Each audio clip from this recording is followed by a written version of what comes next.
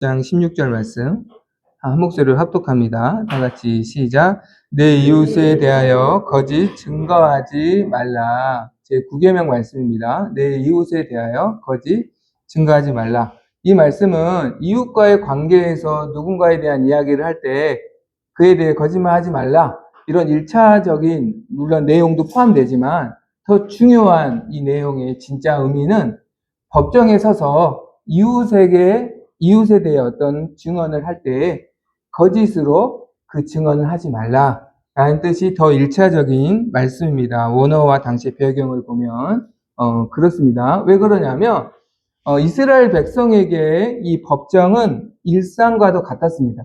여러분, 우리는 뭐 일생에 재판받는 일이 한 번이나 있을까요? 내가 재판 소송에 가서 무언가를 증언하고 그런 재판받을 일이 사실 우리에게는 별로 없어요. 어떤 특별한 사건이나 어떤 사고나 어떤 분쟁이 있어야만 사실 우리는 재판장에 가죠. 그렇죠? 그게 지금 요즘에 살고 있는 우리의 현실인데, 당시 이스라엘에게는 이 법정이 일상과 매우 가까웠습니다.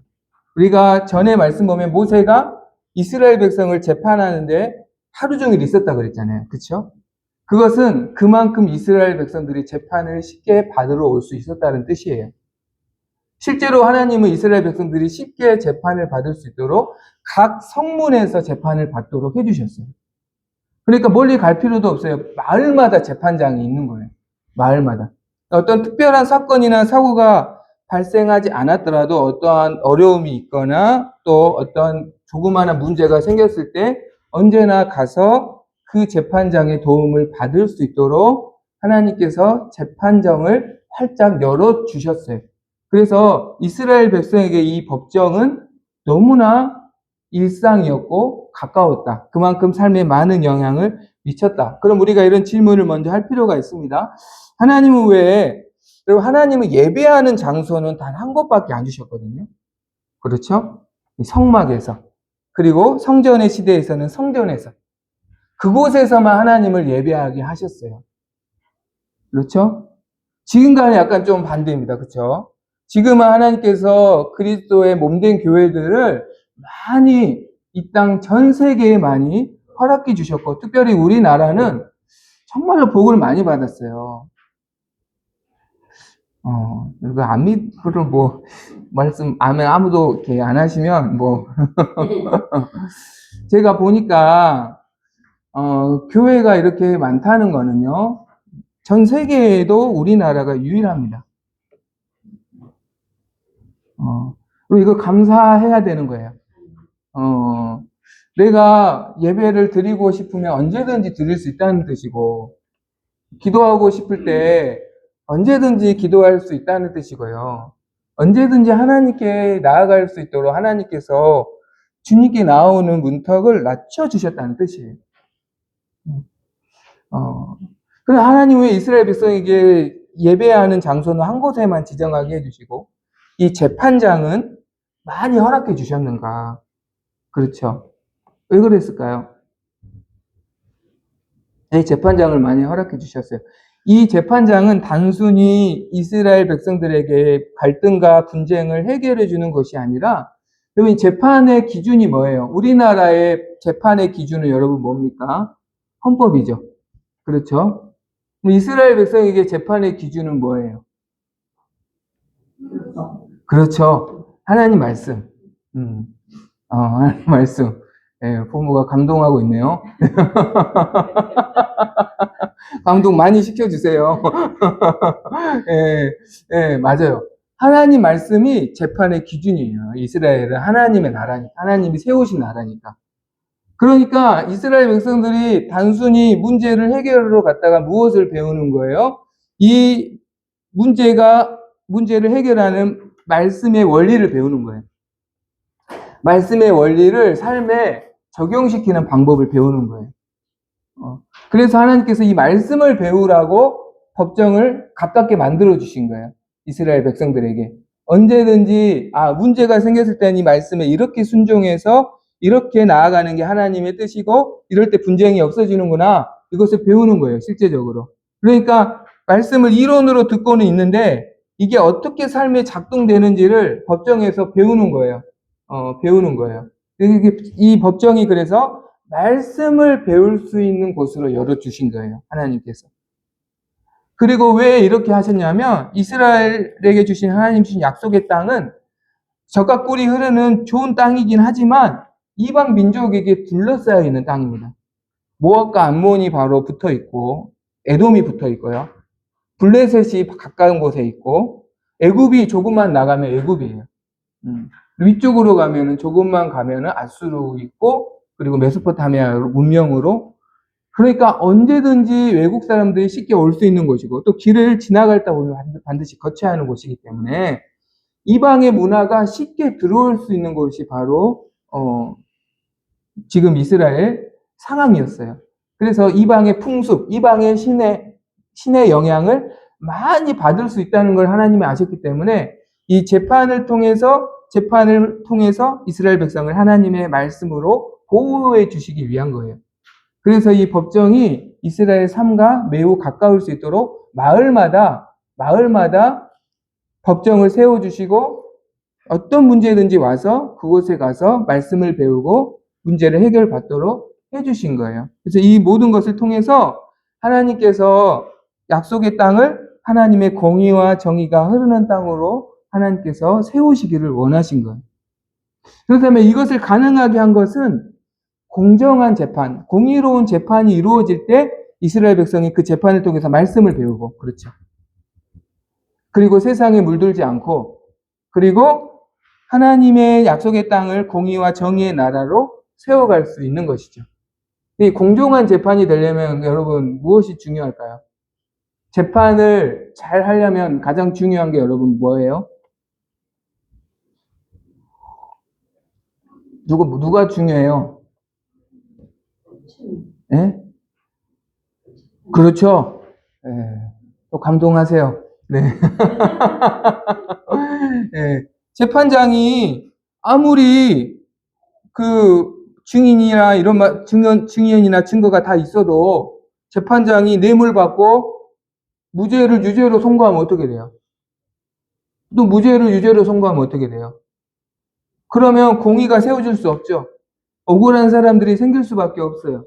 우리가 약속의 땅이 고통의 땅이 될 수밖에 없어요. 그렇죠? 재판장이 중요해요.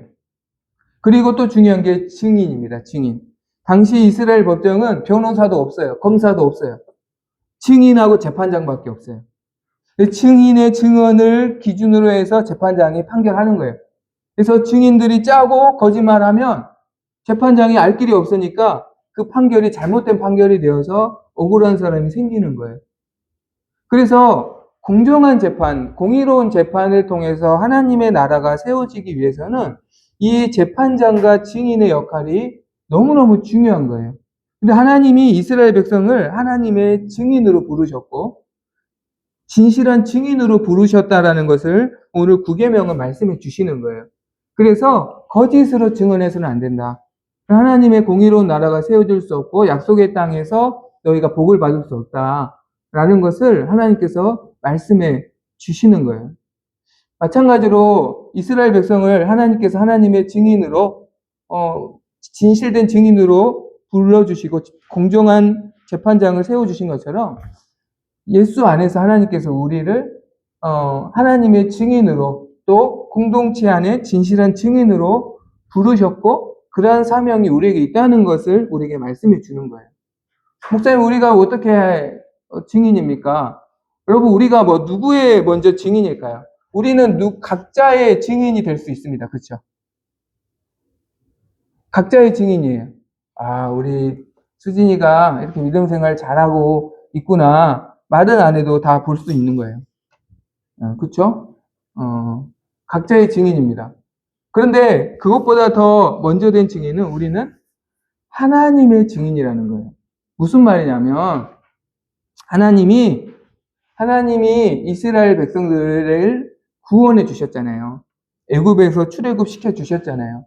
그 구원을 이스라엘이 직접 눈으로 목도했잖아요.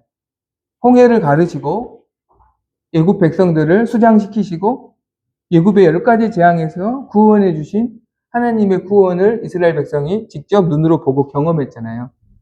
그 자신이 경험한 하나님의 구원을 경험하지 못한 다음 세대들에게 증거해 줄 하나님의 증인이 되어야 하는 거예요. 1차적으로. 그래야 이 다음 세대들이 하나님의 구원을 경험하여 하나님의 백성이 되는 다음 세대가 되는 거예요. 그 증언을 제대로 해주지 않으면, 하나님의 구원을 제대로 증언해주지 않으면 다른 세대가 되는 거예요. 그렇죠? 실제로 사사시대에는 여호수아 이후에 이스라엘 백성들은 다음 세대가 아니라 하나님을 모르는 다른 세대가 됐죠. 왜요? 누구의 잘못일까요? 하나님의 구원을 바르게 그 기존의 세대들이 증언해주지 못한 거예요. 얘들아, 우리는 원래 애굽의 종이었단 말이야. 우리에게는 아무런 소망이 없었어. 그런데 하나님께서 아브라함과 언약을 지키시기 위해서 모세라는 지도자를 세우셔서 우리를 애굽의 종된 곳에서 건져주시고 홍해를 갈라주시고 애굽의 10가지 재앙 가운데 우리를 구원하셔서 약속의 땅으로 인도해 주신 거야. 그리고 하나님께서 장차 오실 메시아를 통해서 우리를 완전히 구원해 주실 거야. 우리는 그 하나님을, 약속을 믿고 하나님을 섬겨야 한단다. 절대 이방신을 따르거나 이 세상의 신을 우리는 떠나서는 안 된다. 이러한 하나님의 증인의 역할을 1차적으로 이스라엘 백성이 감당해 줘야 되는 거예요. 그 하나님을 모르는 자들에게도 감당해 줘야 되는 거예요. 이게 요즘 말로 말하면 여러분 전도해야 된다는 거예요. 여러분 하나님의 구원을 여러분이 경험하셨습니까? 여러분이 하나님의 은혜를 받으셨습니까? 여러분 예수 십자가의 구원의 은혜를 여러분 받으셨습니까?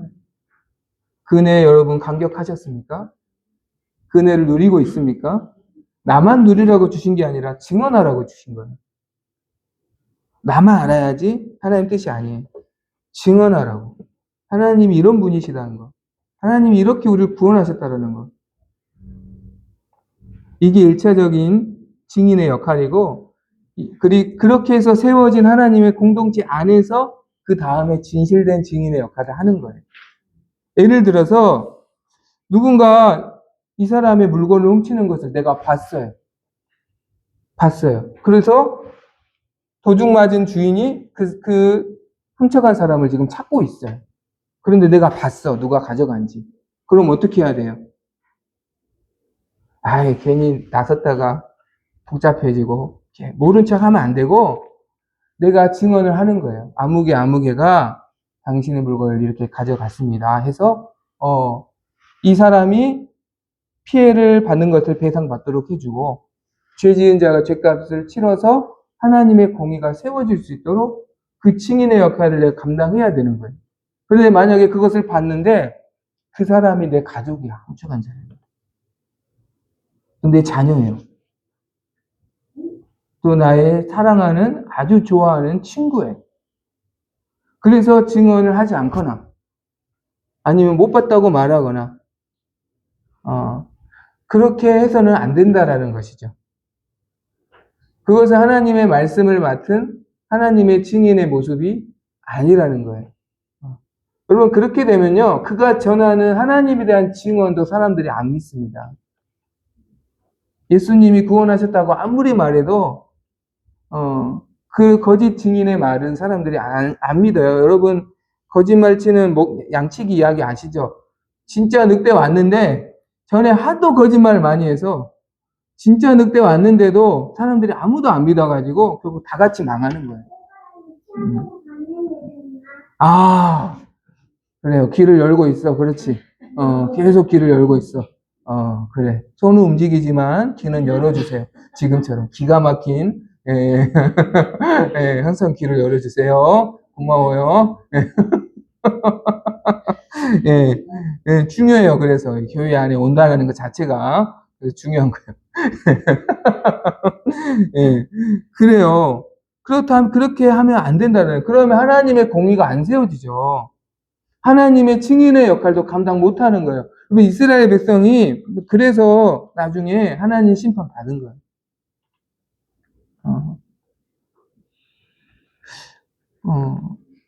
그리고 중요한 게 재판장의 역할입니다. 재판장의 역할. 재판장은 말 그대로 판결하는 사람이에요. 증인의 말을 듣고 유죄와 무죄를 판결해 주는 사람이 재판장이죠. 그런데 제가 질문 드려볼게요. 재판장 맘대로 판결하라고 하나님 재판장 세워주셨을까요? 아니면 하나님이 이미 판결하신 것을 돕는 역할일까요? 돕는 역할이에요. 왜냐하면 하나님이 이 말씀으로 이미 다 판결했어요. 여러분 21장부터 보면 다 그런 판례예요. 네, 21장부터 그래서 저는 21장부터는 자세히 설교를 하지는 않을 생각입니다. 이것은 말 그대로 적용적인 부분이니까. 그래서 다 판례예요. 레위기도 보면 다 이런 판례들이 다 많아요. 모세오경 안에. 그래서 이 판례 그대로 적용시켜주면 되는 거예요, 재판장은.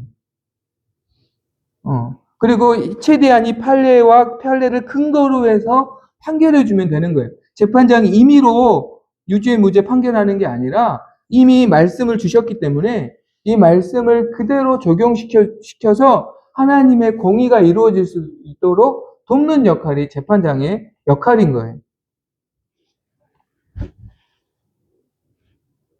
그런데 하나님의 공의가 이루어질 수 있도록 도와야 할 재판장이 뇌물을 받고 자기의 이익을 위해서 하나님의 말씀이 판례가 있음에도 불구하고 그 판결을 굳게 하면 어떻게 돼요? 굳게 하면. 그러면 하나님의 공의가 세워질 수 없는 거예요. 그러면 또 억울한 사람이 생기는 거예요. 그러면 또 약속의 땅이 고통의 땅이 되는 거예요. 되는 거예요.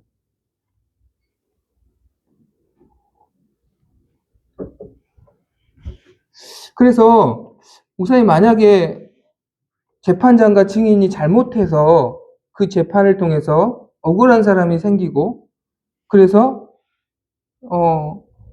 하나님의 공의가 세워지지 않게 되는 문제가 발생하면 어떻게 됩니까? 아무도 그 재판장과 증인을 누가 어떻게 할 방법이 없으면 어떻게 됩니까? 그렇죠? 나중에라도 그 재판장이나 증인의 거짓이 밝혀져서 법으로 처벌을 받으면 좋겠지만 그것이 밝혀지지 않는 경우가 있죠. 그렇게 될 때는 하나님이 그들의 증인이 되셔서 그들의 죄를 고발하시고 하나님이 그들의 죄를 심판하시는 재판장으로 심판하십니다. 그러니까 사람이 심판 안 하게 되면요. 하나님이 하신다는 거예요. 성경에는 그 예가 분명히 나와 있습니다.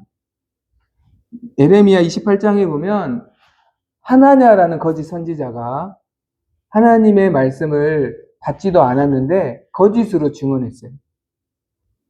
하나님은 이미 예레미야 선지자를 통해서 바벨론이라는 나라에 이스라엘이 항복해야 된다고 하나님 말씀을 전했어요. 항복하면 오히려 우리가 하나님의 보호를 받고 시간이 지나면 다시 하나님이 이 약속의 땅으로 우리를 돌려보내 주실 거라고 말씀을 전했어요. 그런데 사람들의 마음은 항복하고 싶어요? 안 하고 싶어요? 안 하고 싶은 거예요. 하나냐가 그 군중 심리를 아는 거예요. 그래서 사람들이 듣기 좋은 말을 거짓말로 한 거예요. 우리는 절대 바벨론에게 지지 않는다. 우리는 바벨론과 싸워서 이길 것이고 바벨론에 빼앗겼던 우리의 성전의 기물들도 다 찾아올 거다. 라고 거짓 증언을 했어요. 사람들이 누구에게 박수 쳤을까요? 하나님에게 박수 쳤고 오히려 예레미야를 구박했어요. 이 사람 맨날 부정적인 이야기만 한다고. 구덩이에 가두고 막 사람들이 볼 때마다 야유를 보내고 그랬어요.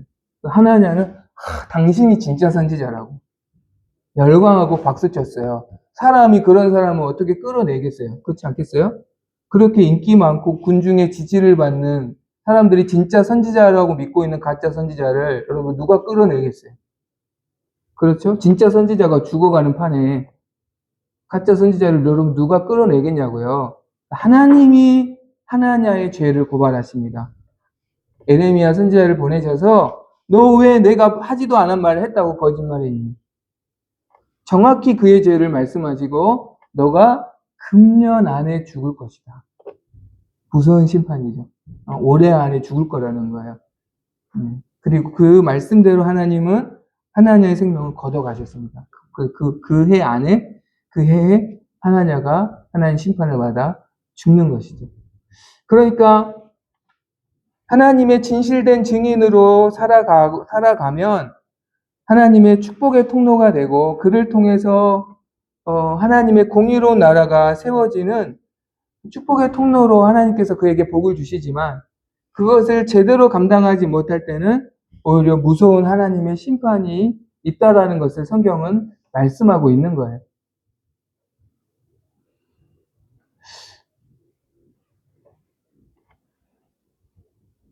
우리가 어떻게 이 진실된 증인으로 하나님의 구원을 증언하고 또 공동체 안에서 진실된 증인과 또 재판장의 역할을 잘 감당할 수 있을까? 목사님, 저는 재판장은 아닌데요. 아닙니다. 우리를 부르신 자리에서 뭔가를 내가 결정해야 되고 공동체에서 어떤 리더 역할을 하는 것 자체가 내게 맡겨주신 그 역할이에요. 어떻게 하나님의 뜻대로 바르게 하나님의 공의를 돕는 자가 될 수 있을 것인가? 먼저 세 가지 말씀드리고 싶은데요. 먼저는 내가 하나님의 증인으로 부름받은 것처럼 하나님도 나의 진실된 증인이시라는 것을 우리가 항상 인식해야 합니다. 여러분, 하나님의 증인과 재판장의 역할을 성경에서 잘 감당했던 인물들이 있어요. 바로 사무엘과 사도 바울입니다. 대표적으로. 이 사무엘과 사도 바울은 어떻게 하나님의 구원을 바르게 증언하고 그리고 자기의 자리에서 진실된 증인과 재판장의 역할을 끝까지 무흠하게 잘 감당할 수 있었을까? 그렇죠? 두 사람에게는 공통점이 있었습니다. 그것은 하나님이 나의 증인이시라는 분명한 믿음이었어요. 사무엘상 12장 5절에 보면 사무엘이 이런 고백을 합니다. 하나님이 나의 무음함을 너희에게 증언하시는 증인이 되신다. 사도 바울도 마찬가지입니다. 빌립보서 1장 8절에 보면 너희 무리를 내가 얼마나 사모하는지 하나님이 내 증인이시다. 그러니까 사무엘과 사도 바울의 공통점은 항상 하나님이 나의 모든 것을 증언하실 증인이시라는 분명한 믿음이 있었어요. 그래서 내 모든 것을 보시는 하나님 앞에서 그들은 어려움이 있어도 고난이 있어도 정직하고 진실하게 사역을 감당했던 것이죠. 여러분, 하나님이 내 모든 것을 보시는 증인이라는 이 말씀이 누군가에게는 두렵게 느껴지고 누군가에게는 위로가 될 것입니다. 누군가에게 두렵게 느껴질까요? 진실하지 않는 자에게는 그거 하나님이 내 증인이시라는 말씀이 두려워요. 두렵습니다. 굉장히. 그러나 정말 진리를 가지고 진실된 삶을 살기 위해 몸부림치는 사람에게는 위로가 될 것입니다. 하나님이 내 모든 것을 보시는 하나님께서 내 억울함을 아시기에 결국은 갚아주시고 신원해 주실 것이라는 믿음으로 인해서 오히려 위로를 받을 거예요. 여러분, 위로를 받는 쪽이 되시기를 바랍니다. 그것은 우리가 진실된 증인과 재판장의 역할을 잘 감당할 때 하나님 주시는 보상이에요. 그리고 내 증인이신 하나님은 세상보다 크신 분입니다. 하나님께서 증언해 주신 증언은 막을 자가 없습니다. 또 감출 자도 없습니다. 하나님께서 작정하시고 밝히시면 그것을 감출 자는 아무도 없습니다. 그것을 우리가 믿을 때 여러분 위로가 되시기를 바랍니다. 그래서 외롭고 고단하고 억울한 일이 있어도 진실된 증인으로서 여러분 살아갈 수 있기를 간절히 소망합니다. 또한 우리는 마귀에게 속한 거짓을 미워하고 하나님께 속한 진리를 사랑해야 합니다. 왜 재판장이 거짓으로 재판하고 증인이 왜 거짓 증언을 할까요? 자기에게 이익이 생기니까, 그렇죠? 거짓으로 판결했을 때 뇌물을 받을 수 있고, 거짓으로 증언했을 때 그 사람에게 어떠한 자기에게 이익이 생기니까 거짓에 타협을 하는 거예요. 그렇습니다. 실제로 거짓을 따르는 자들은 이 세상에서 이익을 많이 얻을 수 있습니다. 왜 하나냐가 거짓으로 애언했을까요? 사람들에게 명예와 인기를 얻을 수 있으니까. 그래서 실제로 거짓을 따라서 거짓으로 증언하고 진실하지 않을 때 오히려 이 세상에서는 더 잘 살 수도 있어요. 그렇지만요, 분명한 진리는 거짓의 아비가 마귀라는 겁니다. 그럼 마귀는 어떤 존재예요? 마귀는 망하게 하고 멸망시키는 존재예요.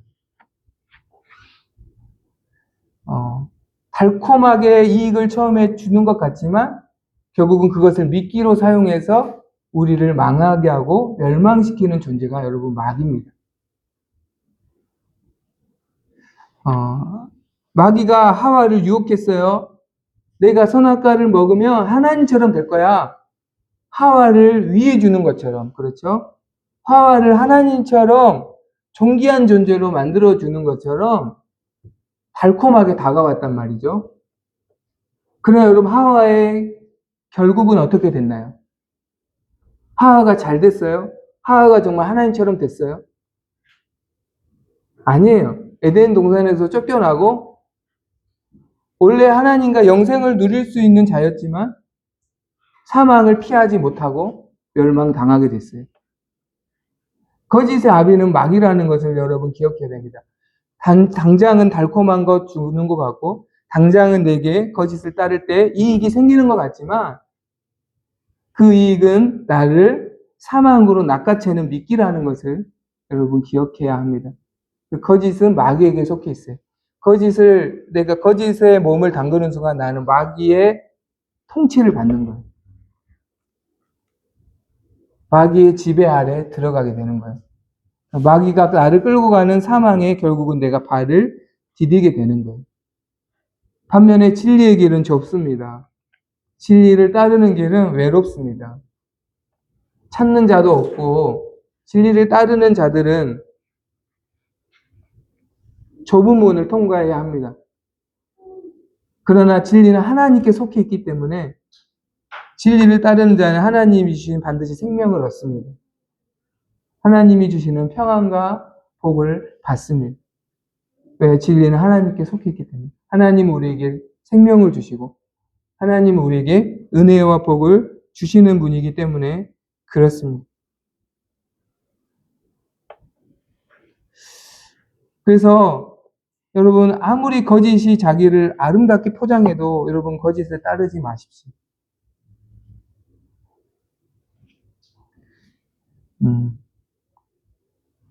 진리만이 우리를 하나님 안에 거하게 하는 길이 되게 할 줄로 믿습니다. 그래서 예수님이 자신을 진리라고 하신 거예요. 내가 길이요 진리다. 진리만이 우리를 하나님께 나아가는 길이 되기 때문에 하나님이 주시는 은혜를 받은 통로가 되기 때문에 그래서 거짓을 미워하고 진리를 사랑하셔야 합니다. 그래서 아무리 달콤한 말로 나를 유혹해도 그것이 거짓이면 그것을 따르시면 안 됩니다.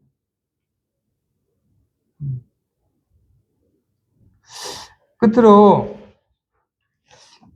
이 말씀은 단순한 법정의 증언을 진실하라는 뿐만 아니라 우리 일상의 말도 정직하고 진실해야 한다는 말씀이 포함이 됨을 알아야 합니다. 여러분 법정에서 증인이 중요하다고 말씀드렸어요. 증인이 잘못 증인하면 유죄가 무죄가 됩니다. 나봇의 포도원 사건 아시죠? 네, 아마 우리 수진이가 보문아 재훈이한테 설명해 줄 거야.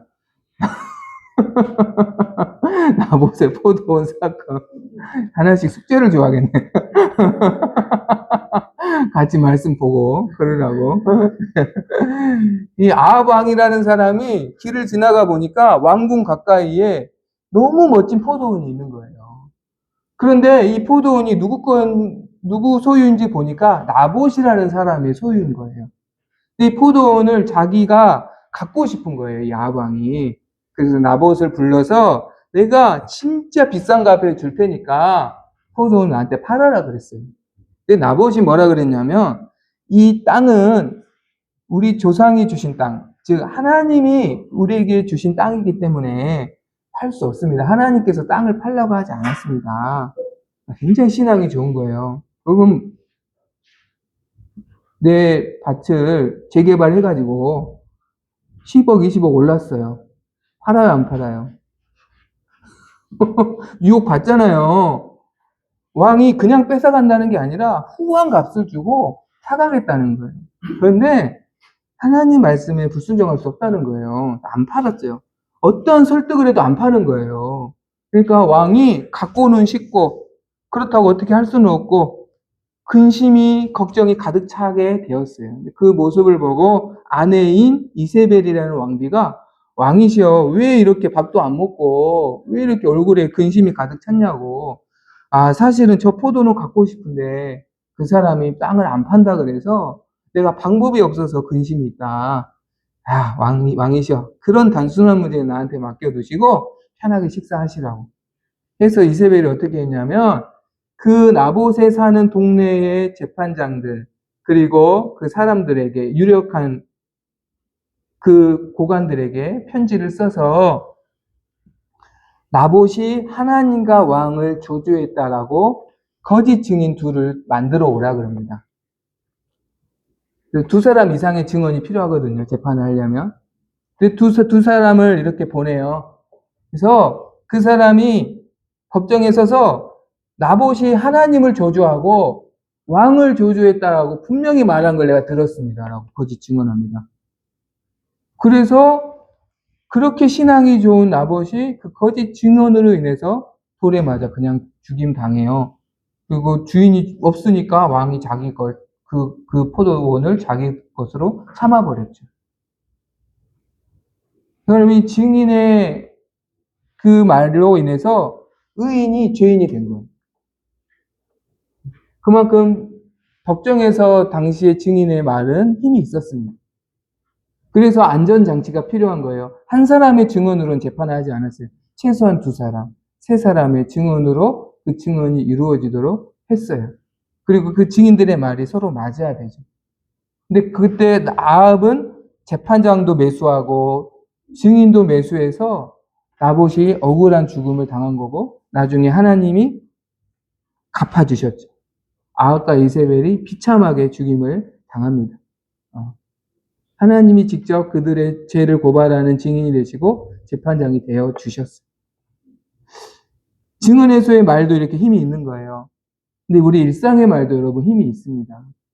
이건 저의 말이 아니라 성경의 말씀이에요. 야고보서 3장의 말씀 보면 이 말만 잘하는 사람도 말만 잘하면 온전한 사람이라고 칭찬합니다. 말만 잘해도요. 여러분 온전한 사람이라고 칭찬받을 수 있어요. 근데 말을 잘하기가 그만큼 어렵다는 것이겠죠. 말이 우리 인생의 방향을 결정하는 배의 키라고 말씀합니다.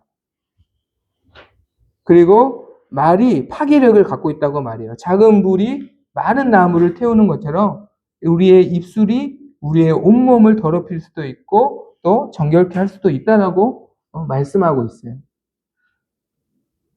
그래서 말이 굉장히 힘이 있어서 힘이 있는 것일수록 여러분 안전장치가 필요한 거예요. 힘이 있는 것일수록 안전장치.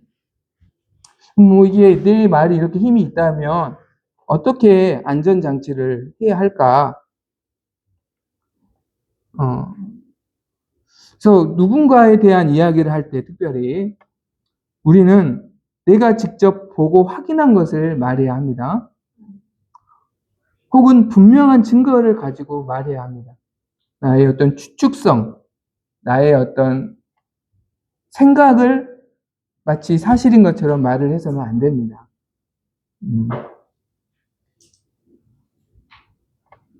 그리고 내 말에 대한 책임을 지는 사람이 되어야 합니다. 당시 증인들도 마찬가지예요. 이 사람이 이 사람 죽인 건 내가 봤어요. 그래서 이 사람이 사형 판결을 받게 됐어요. 그러면 가장 먼저 돌을 누구에게 던지게 하냐면 그것을 증언한 증인에게 돌을 먼저 던지게 한 거예요. 그러니까 당신의 증언에 책임을 지라는 거예요. 당신의 증언이 확실하다는 걸 보여주라는 거예요. 마찬가지로 여러분 우리가 내가 말한 것에 대해 내가 먼저 적용하는 훈련을 해야 합니다. 그래야 그 말을 우리가 먼저 신중할 수 있고 그 말을 사람들이 신뢰할 수 있고 또 그 말에 진실을 담을 수 있는 거예요. 그래서 쉽게 말할 수 없겠죠. 내가 말한 대로 내가 행동해야 한다는 것을 항상 인식하면 그렇잖아요. 결코 가볍게 말할 수 없습니다. 마지막으로 중요한 것은 사실만을 말하라고 해서 사실주의에 빠져서는 안 됩니다. 목사님, 사실과 사실주의가 뭡니까? 사실을 말해야죠. 진실된 증인은. 그러나 사실주의에 빠져서는 안 돼요. 사실주의라는 것은 사실을 최고의 가치로 여기는 거예요. 그래서는 안 됩니다. 좀 어려울 수 있죠? 예를 들어볼게요. 예전에 독일 사람들이 유대인을 다 잡아 죽였어요. 나치들이. 유대인 한 사람이 숨어서 나치 군사를 피해서 어느 집으로 숨어 들어갔어요. 나치 군사들이 찾아왔어요. 여기 유대인 한 명 들어오지 않았냐. 어떻게 해야 돼요? 사실을 말해야 되니까 네, 5분 전에 들어와서 식탁 아래 있습니다. 이렇게 말해야 될까요? 사실이잖아요. 지금 숨어 있는 게. 사실을 말해야 되나요? 그때는? 아니죠. 여러분, 사실보다 중요한 게 진리예요. 사실과 진리의 차이는 뭐냐?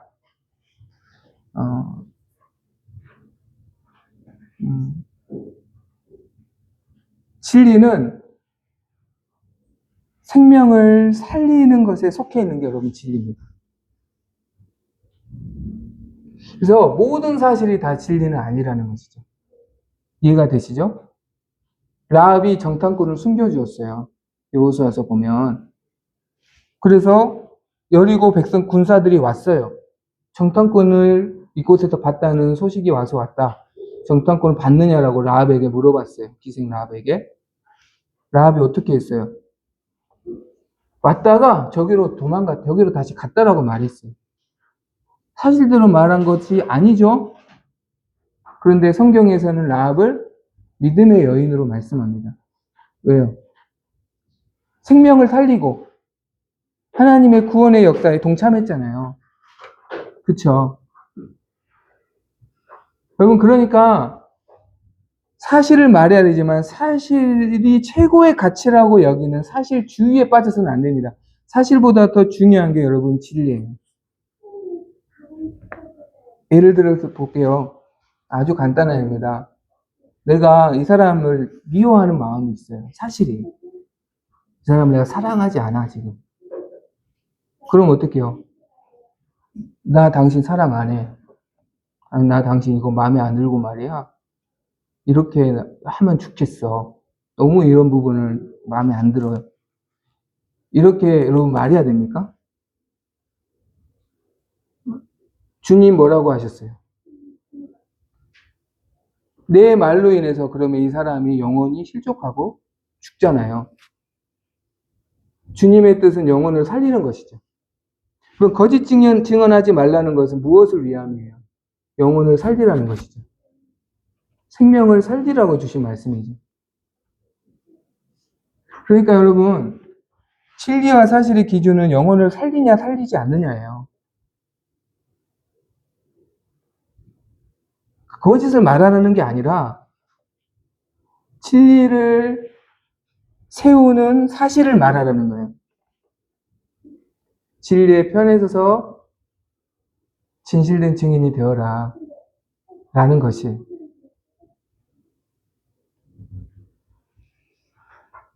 그러니까 나의 말이 생명을 살리고 세우는 진리의 편에 서는 말이 되기를 우리는 날마다 기도해야 한다는 거예요.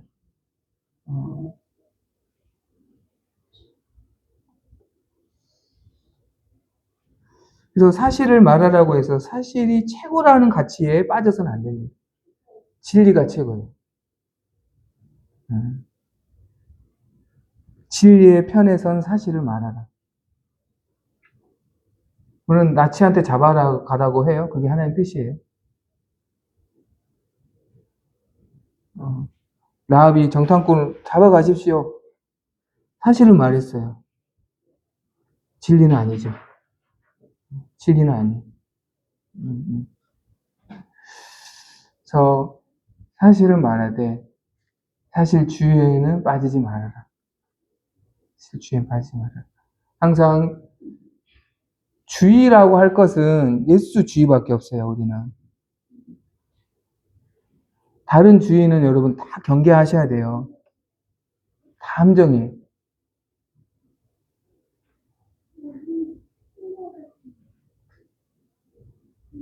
예수 주의만 우리를 살게 합니다. 또 부작용이 없어요. 그래서 우리의 말과 우리의 증인으로 우리가 하나님의 증인으로 살아갈 수 있고 또 공동체 안에서 신실한 증인으로 또 재판장 역할을 잘 감당하여서 우리가 있는 곳에 하나님의 통치가 나타나고 하나님의 은혜가 강처럼 흐르는 그러한 은혜의 장소가 되기를, 은혜의 공간이 되기를, 그러한 영역이 될 수 있기를 간절히 소망합니다.